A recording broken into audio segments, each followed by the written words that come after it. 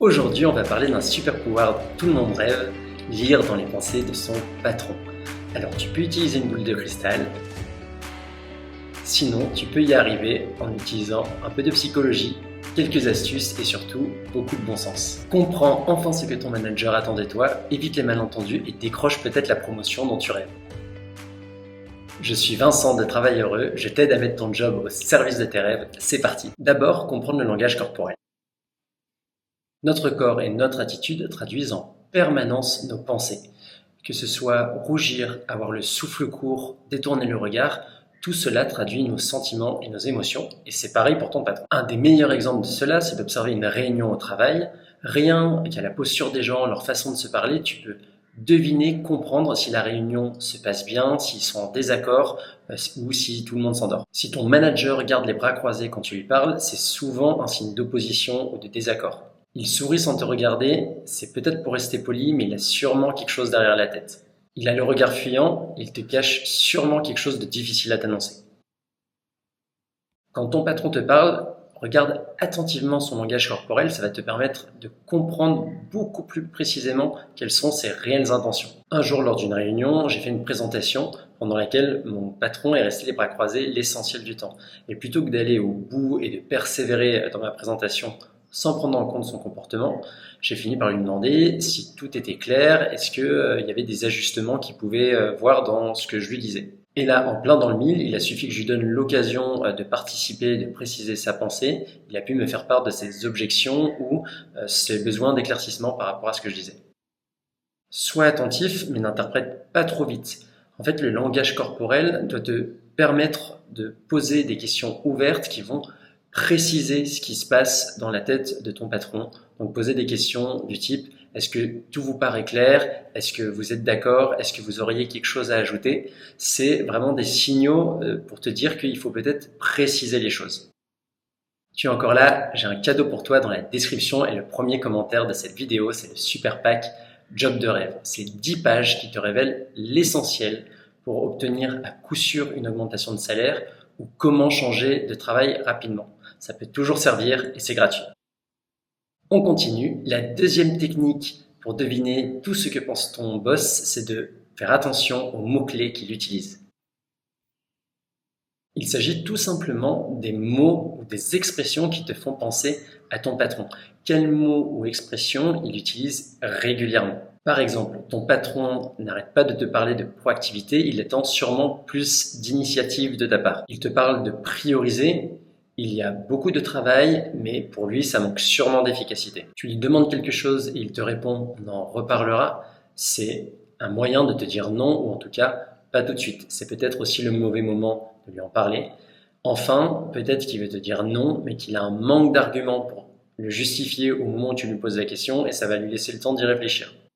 Un de mes anciens managers disait toujours: soyez force de proposition, et j'ai fini par comprendre qu'en fait il détestait qu'on lui fasse part de problèmes sans évoquer de potentielles solutions. Chaque fois que je venais le voir, j'avais forcément 2 solutions en tête minimum, et donc du coup il était beaucoup plus engageant, beaucoup plus à l'écoute, réceptif à ce que j'avais à lui dire. Mon conseil pratique: note les expressions, les mots-clés récurrents de ton boss et adapte ton comportement, vos échanges en fonction. Parler comme ton manager, utiliser les mêmes mots-clés que lui, vous met de manière inconsciente sur la même longueur d'onde. Il a l'impression que puisque tu parles le même langage que lui, que tu le comprends parfaitement, et ça permet de vraiment mettre en place une discussion très apaisée et efficace. Alors évidemment, ne limite pas non plus, il pourrait avoir l'impression que tu te fous de lui, et évidemment, c'est pas du tout l'effet recherché. Le troisième secret pour deviner ce que pense ton patron, c'est lire entre les lignes de ses emails. En fait, ce qu'il ne va pas t'écrire est au moins aussi important que ce qu'il peut écrire dans toutes les correspondances, les messages qu'il peut avoir avec toi. Quand il t'envoie un email, un message, sois hyper attentif à la forme. Regarde la longueur, le temps, s'il prend le temps de développer ou non les informations qu'il te partage. Par exemple, si c'est un mail court, ça sent l'urgence. Il met des personnes en copie, notamment les RH ou des personnes au-dessus de lui. Il veut sûrement faire preuve de transparence, voire se protéger par rapport à ce qu'il est en train de te partager. Il adopte un ton neutre et froid, il est sûrement contrarié, il va falloir que tu comprennes pourquoi. Un jour, j'ai reçu un message de mon manager qui me disait: merci beaucoup pour ton travail, on en reparle. Il avait mis en copie son propre responsable.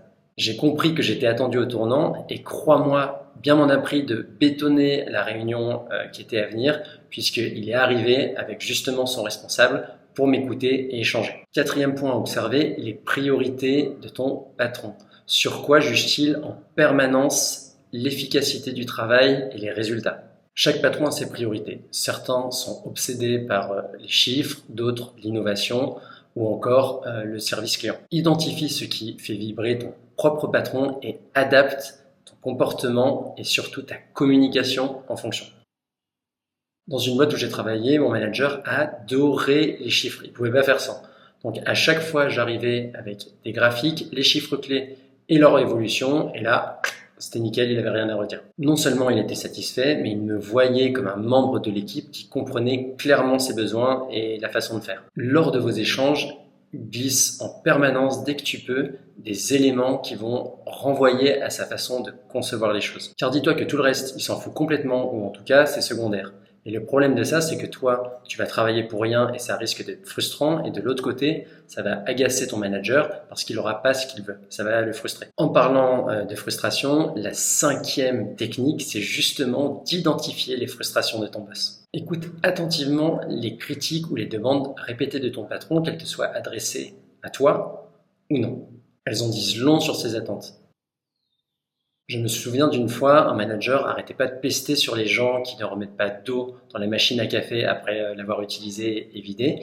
Et une fois, il m'a tout simplement surpris à remettre de l'eau et il m'a félicité pendant au moins 1 minute juste parce que je remettais de l'eau. C'est aussi simple que ça. Si tu identifies une frustration récurrente, essaie de la corriger ou en tout cas d'améliorer les choses pour lui. Ça montre que tu es attentif et adaptable. Le 6e secret alors, un peu bonus, c'est anticiper ses besoins. Et pour ça, il faut que tu te tiennes au courant de ses actualités, des échéances auxquelles il doit répondre dans son propre boulot.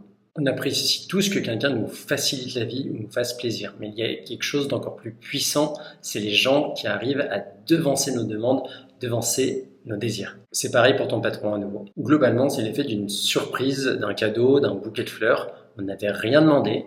Mais ce qu'on nous apporte correspond parfaitement à nos attentes, parfaitement à ce qu'on aime. Imagine ton patron par exemple à une réunion avec votre directeur général. Pose-toi la question comment tu peux l'aider, voire pose-lui la question comment tu peux l'aider. Par exemple, une synthèse des projets en cours ou peut-être des premières mesures de résultats d'une initiative récente. Il y a 36 exemples, à toi de trouver. Mon conseil pratique, c'est de te demander en permanence comment tu peux lui faciliter la vie. Il ne s'agit pas de faire le lèche-bot évidemment, mais de l'aider intelligemment. Et voilà les amis, en fait, lire dans les pensées de ton patron, c'est un mélange d'écoute hyper attentive et de prévenance. C'est d'être sensible à tout ce qu'il peut te dire ou te montrer. Si tu fais hyper attention, tu vas te rendre compte qu'il te donne un tas d'informations sur ce qu'il pense et qu'avant, juste, tu ne faisais pas attention à ces informations. Si tu as aimé cet épisode, fonce me mettre un pouce bleu ou un commentaire pour m'encourager. Et si tu n'as pas aimé, tu peux aussi me dire pourquoi en commentaire. Nous, on se retrouve dans une prochaine vidéo. Bye bye.